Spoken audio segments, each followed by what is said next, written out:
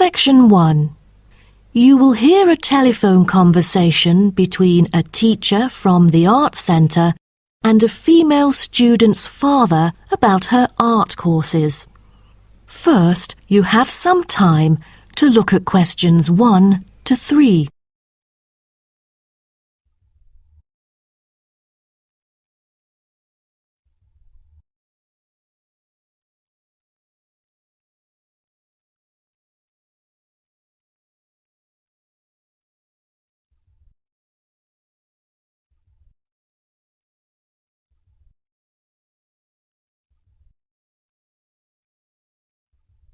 You will see that there is an example which has been done for you. On this occasion only, the conversation relating to this will be played first. Good afternoon. May I speak to Emma's parent? Afternoon. I'm her father. Who am I speaking to? This is Emma's teacher, Jane Carson, calling from the Arts Centre. I'm just calling to talk about her drama class at the centre. Oh, thank you for calling. How's Emma doing in drama class? You know, she just transferred here last month, unlike the others in her class who have been taking the course the whole semester since June. So I'm a bit worried that she might not fit in so well. The father says his daughter Emma has been taking the course since last month, so C has been circled as the answer. Now we shall begin. You should answer the questions as you listen, because you will not hear the recording a second time. Listen carefully and answer questions 1 to 3. Good afternoon. May I speak to Emma's parent? Afternoon. I'm her father. Who am I speaking to? This is Emma's teacher, Jane Carson, calling from the Arts Centre. I'm just calling to talk about her drama class at the centre. Oh, thank you for calling. How's Emma doing in drama class? You know, she just transferred here last month, unlike the others in her class who have been taking the course the whole semester since June. So I'm a bit worried that she might not fit in so well. There's no need to worry. She exhibits a strong performance in her drama class. Is that so?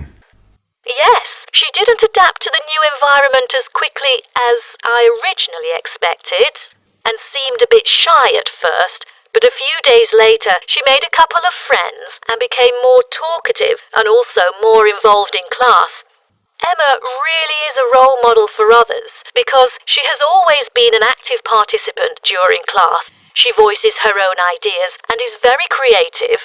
I didn't expect that, but I can tell that she really enjoys the course because she's been talking about it at home frequently these past few weeks. That's great to hear. Interest is always the best teacher.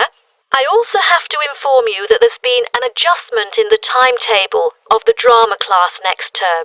Why is that? It's not that the music room that we currently use isn't available. As there are too many enrolling for the coming semester, increased class size means that space is limited to house the whole class. Also, the new classroom we use is not available during the current time frame, so I'm afraid we have to change the time for it. I see. So when would it be?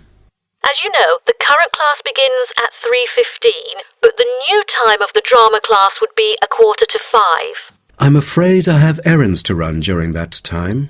On the other campus, the class still begins at 3:15, but for the campus Emma goes to, it is the only time available for drama class. Oh, I see. I have to make adjustments to my course schedule then. No problem. Before you hear the rest of the conversation, you have some time to look at questions 4 to 10.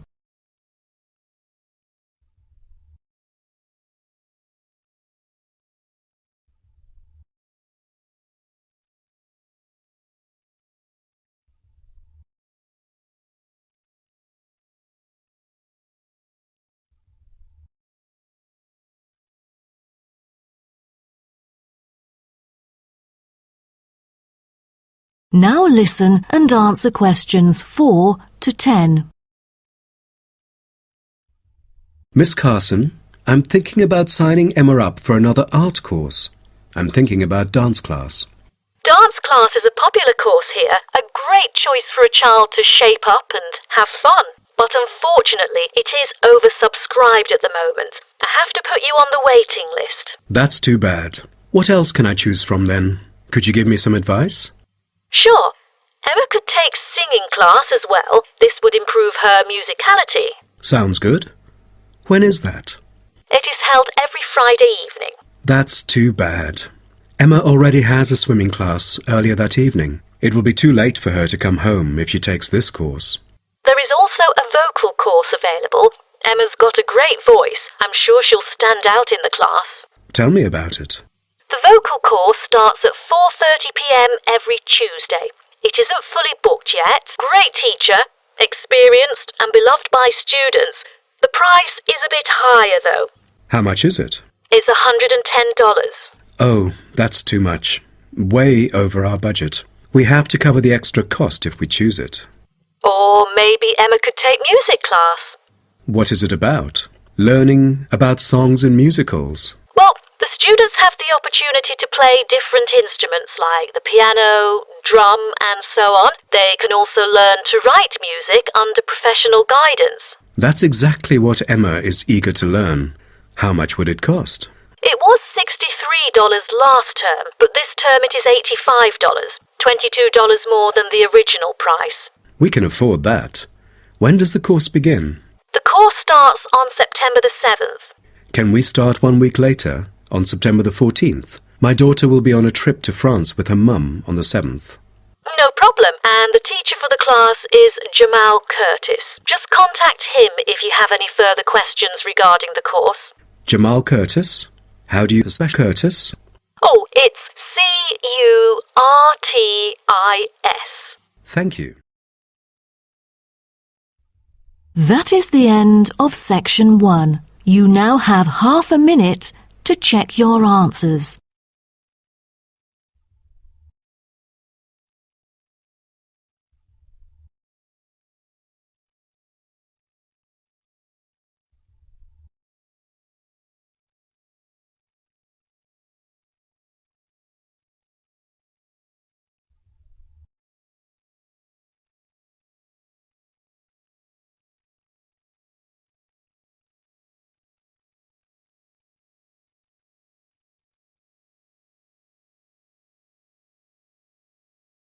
Section 2.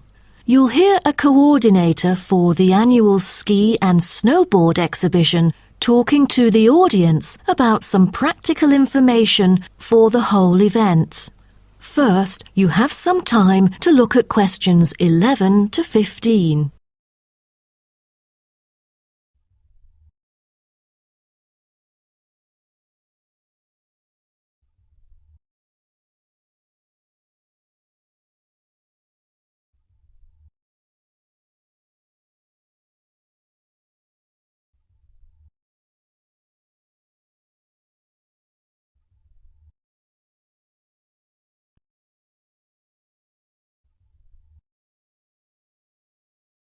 Now, listen carefully and answer questions 11 to 15.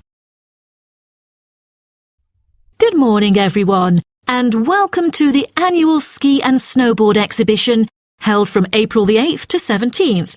I am Mary Granger, coordinator of the event this year. The 10-day event features many highlights. As a snow sports lover, I know you are looking forward to a great time here. Now, I'd like to offer you some practical information about the whole event and what to expect from it. This might be the first time coming here for some of you, so for those who are still wondering about the right accommodation, I recommend Sky Hotel. It has its own health and sports clubs, just like most of the hotels here, but I love it because of its incredibly cosy beds, which guarantees good rest after an exhausting day of exploration.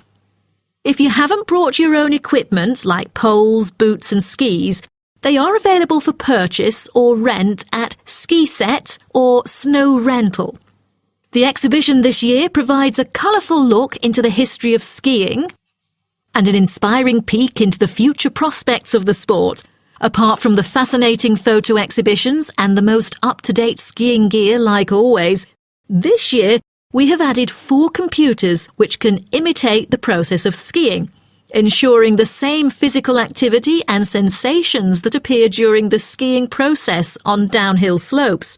But I have to warn you that it might be quite time-consuming to line up for the free trial experience. Many have posed the question as to how to enter the skiing and snowboarding competition. Well, rather than filling out the back of the entrance ticket or bombarding the committee with emails, the most effective method is by checking out the exhibition newsletter delivered every month for availability. At the most beloved local event, the exhibition has also drawn attention from the press. Last year, massive media coverage was on the worrisome amount of snowfalls. In order to avoid the same predicament, several artificial skiing slopes have been built. With more participants this year, we have lowered the entrance fee, which has been widely reported to local newspapers. A bonus for our participants is the ski programme. It offers a wide variety of lessons and sessions with qualified instructors, ensuring that all ages and abilities are catered to, from the first-timers to seasoned amateurs. I strongly advise you to sign up for the programme, as it is offering an unprecedented 30% discount. That's mainly because we are cooperating with the programme organiser, who promises affordable prices only for the participants of the festival this year. Before you hear the rest of the talk, you have some time to look at questions 16 to 20.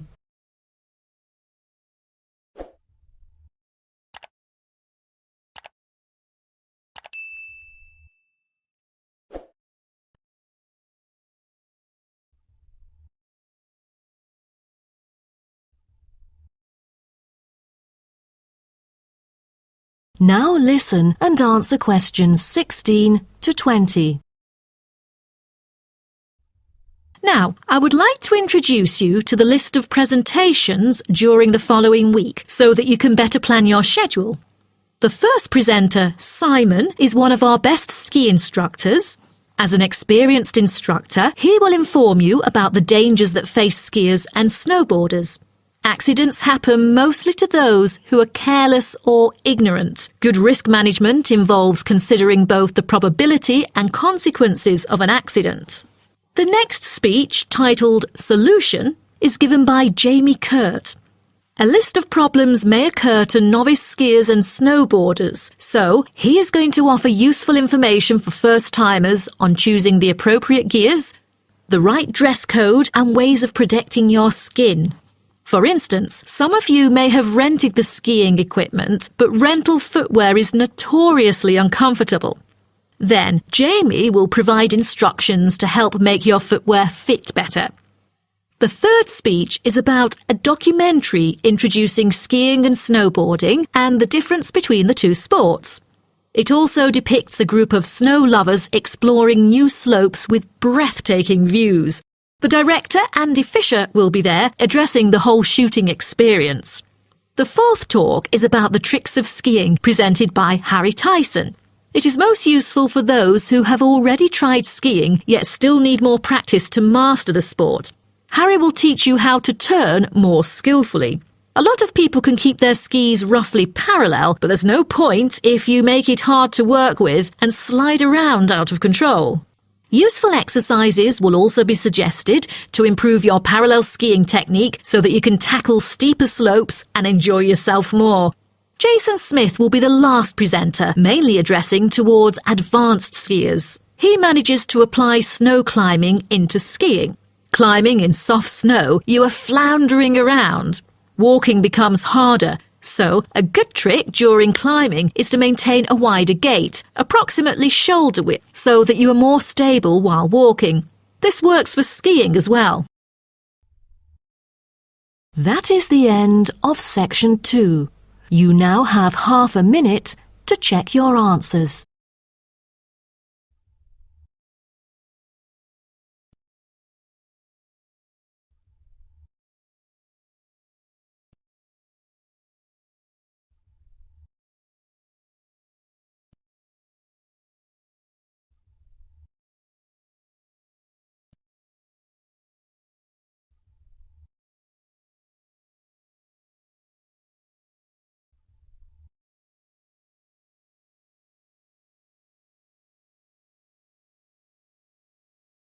Section 3.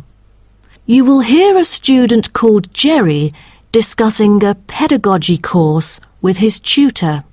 First, you have some time to look at questions 21 to 23.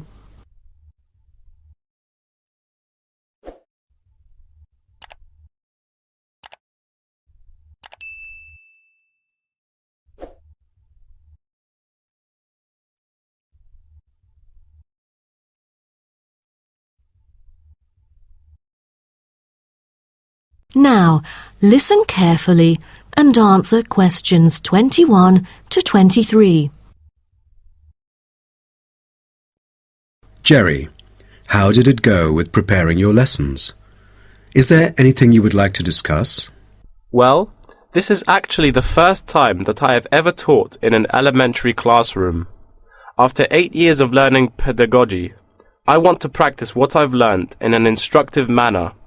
But I'm a bit stuck right now. I know the topic I want them to research is a bit hard for pupils. I'm afraid that they won't be able to handle it on their own. So I need new ideas on designing more effective teaching methods. Mr. Carter, do you have any suggestions? Well, you should probably read this book called Professional Learning, written by J.K. Simmons. He is a professor who just transferred here last semester, but is already popular amongst the students for his creative teaching methods. There is an extensive range of learning approaches mentioned in the book, including approaches for team research, which might be helpful to you. You mean dividing the students into groups to do research? I've never thought of this before. How does it work? Professor Simmons has already demonstrated how efficient this approach can be. Basically, it aims to increase cooperation between students so they can present the results in a collaborative fashion. It helps them to develop their own voice and perspective. I'll check out the book as soon as possible. It seems I can borrow some of the essential concepts and work them into my course design. Before you hear the rest of the talk, you have some time to look at questions 24 to 30.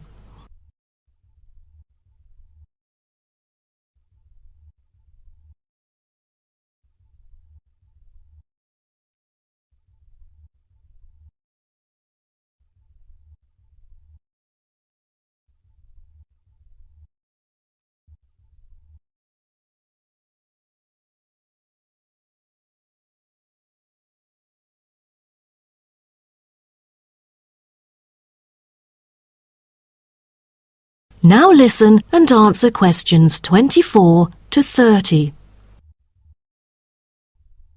Well, I was thinking maybe I could use both observation and non-observation as a part of my teaching methodology.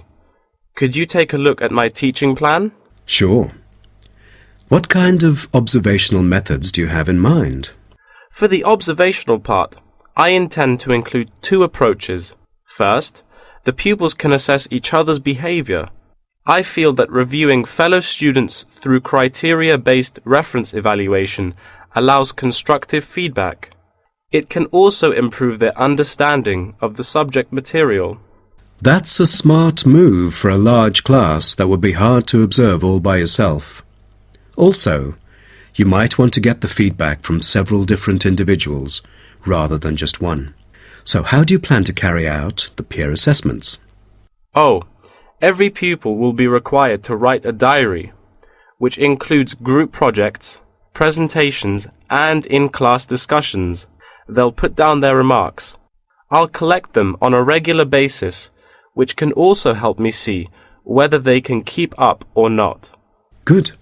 What else do you intend to do? Besides that, I also plan to do video recording. I've already purchased a camera, just in case I miss anything important. I can go back and review their performances anytime I want. Would you record every in-class activity? No, I'll just keep track of an in-class simulation, which would require every pupil to fully participate. Students will act as members of a city council meeting, discussing issues like whether or not prohibition should be instated in the United States. This kind of teaching method is both inspiring and challenging. I can't wait to see how yours works out. Do send me a copy of the assessment afterwards, will you? No problem.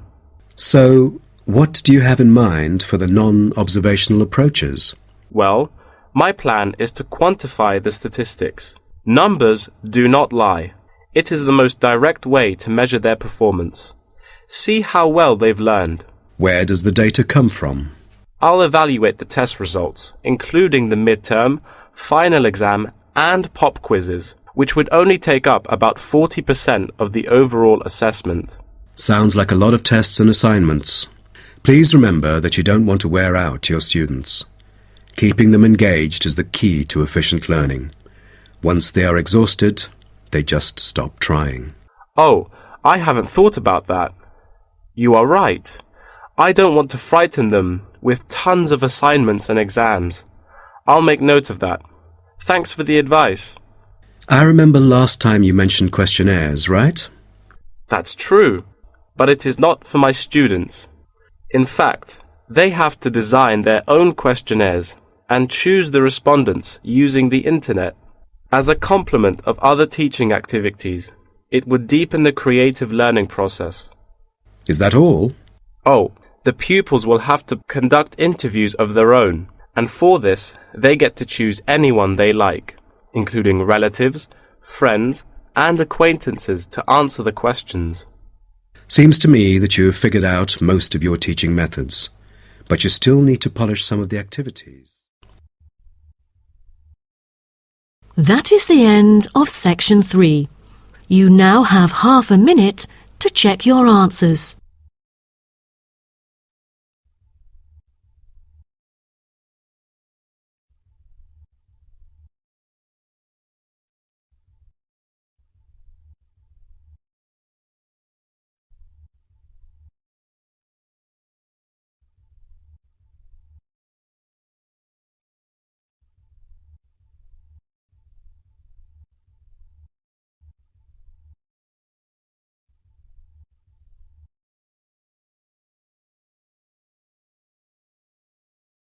Section 4. You will hear part of a lecture about urban migration. First, you have some time to look at questions 31 to 40.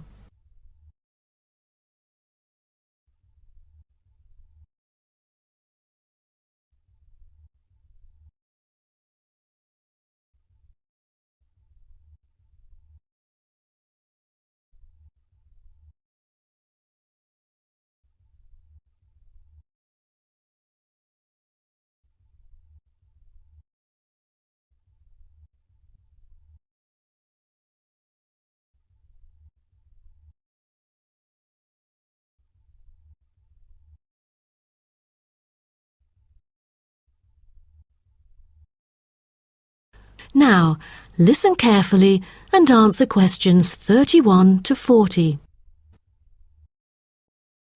Good afternoon, and welcome to my talk on urban migration today.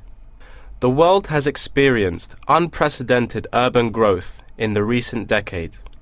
As much as 3% of Earth's landmass has been urbanized, an increase of at least 50% over previous estimates. Today, people living in cities already outnumber those in rural areas, and the trend does not appear to be reversing. In addition, cities have larger amounts of carbon consumption than rural areas. This is a result from two major aspects.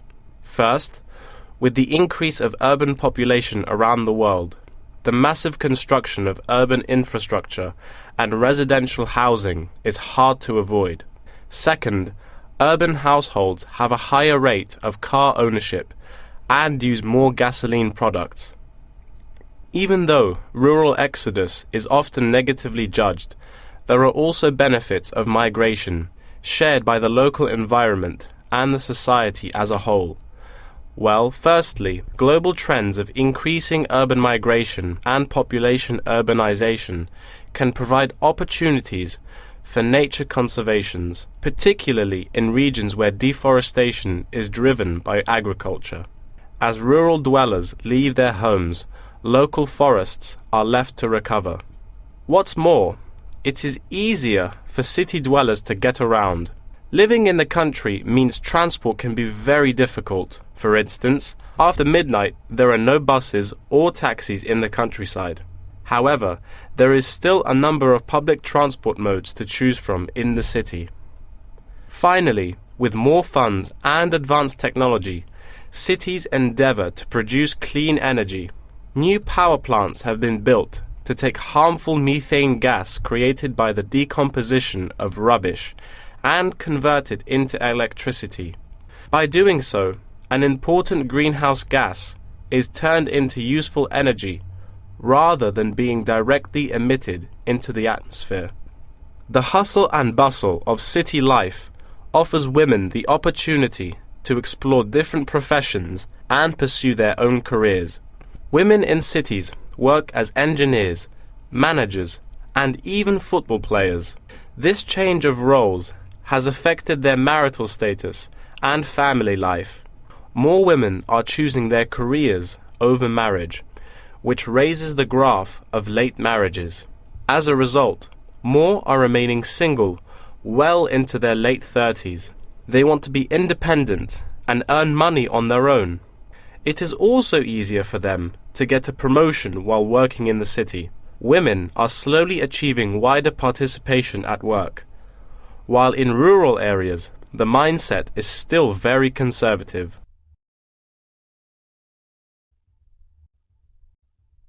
However, cities also change the way that humans interact with each other and the environment, often causing multiple problems. In general, urban wages are significantly higher, so moving to the city is an opportunity to earn what was impossible in rural areas. However, the wage difference is often offset by the higher cost of living and absence of self-produced goods, including subsistence farming. A sizable proportion of new corners attach greater importance to money and gradually abandon their former way of life, thus risking losing their culture. These new city residents are also faced with another problem. According to statistics, crime rates are significantly higher in densely populated urban regions than in rural areas.